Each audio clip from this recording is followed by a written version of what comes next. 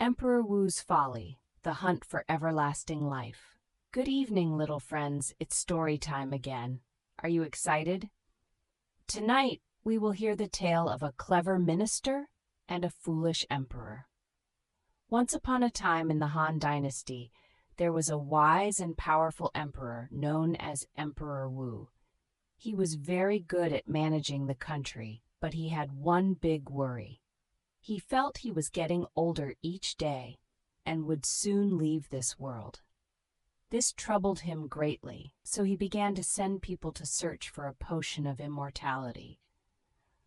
One day, a wise old Taoist with white hair came to the palace and said to Emperor Wu, "Your Majesty, I have been to the land of the immortals and know many things."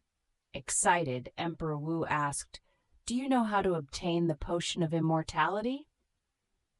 The old Taoist stroked his beard and replied, "There is indeed a magical wine that grants everlasting life.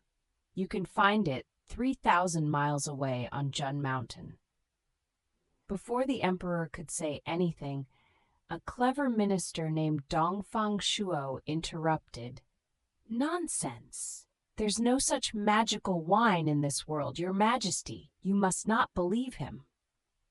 But Emperor Wu was enchanted by the idea of the magical wine and angrily told Dongfang Shuo, "Be quiet. Let him continue." Pleased, the old Taoist added, "To fetch this magical wine, you must send 800 children and a 10-mile-long procession of fine carriages and horses along with me." Dongfang Shuo couldn't hold back again. "It's just a jar of wine. Just send a few guards with him. Why make such a fuss over it?" Emperor Wu waved his sleeve angrily. "Dongfang Shuo, this doesn't concern you. Step aside." Soon, Emperor Wu had 800 children captured from the capital and set out with the old Taoist to fetch the magical wine. Days passed, and the parents of the children worried and couldn't eat or sleep. Meanwhile, Emperor Wu only looked forward to drinking the magical wine. After several months, the children finally returned with the magical wine to the palace.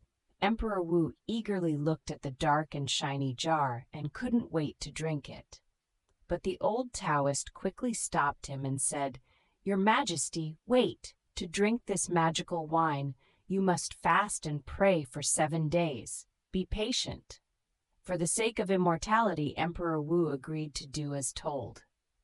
However, a country cannot be without a ruler for even one day. During this time, Emperor Wu ignored all state affairs. Seeing this, Dongfang Shuo was both angry and anxious. He thought to himself, "The emperor has clearly been tricked. This cannot continue. I must think of a way to wake him up." Finally, after 7 days had passed, on the morning of the 8th day, Emperor Wu commanded excitedly, "Bring me the magical wine." But to his surprise, the jar that was brought to him was already opened, and there was only half of the wine left. Furious, Emperor Wu shouted, "Who dared to steal my magical wine?" At that moment, a drunken man stumbled into the hall, reeking of alcohol, and mumbled, "Your Majesty, I drank it." He belched loudly after speaking. Emperor Wu looked closely and saw that it was Dongfang Shuo, his fists clenched in anger, trembling as he shouted, "Dongfang Shuo, you've got a lot of nerve. Guards, take him away and execute him."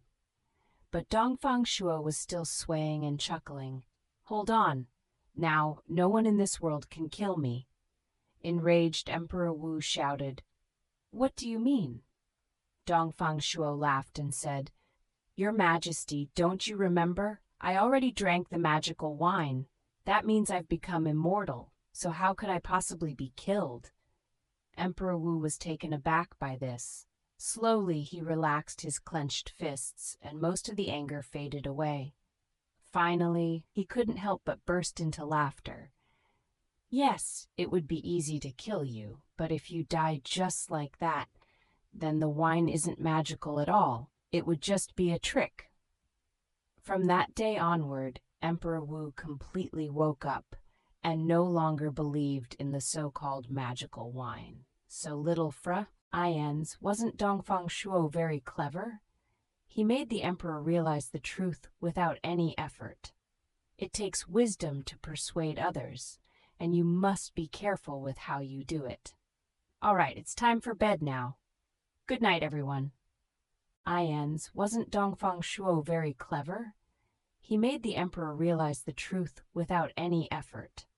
It takes wisdom to persuade others, and you must be careful with how you do it. All right, it's time for bed now. Good night, everyone.